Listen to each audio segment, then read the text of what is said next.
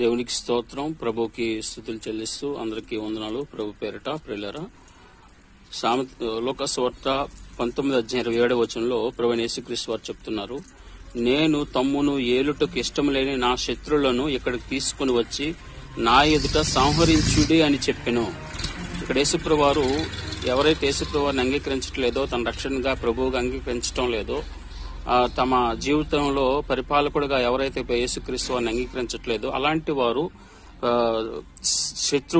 తనకు శత్రువులుగా ఆయన భావిస్తూ వారిని సంహరించండి అంటూ వారు సంహరించబడతారు, వారు తీర్పు పొందుతారు, వారి శిక్షలకు వెళ్తారని స్పష్టంగా యేసుప్రభు వారు చెప్తున్నారు పిల్లరా.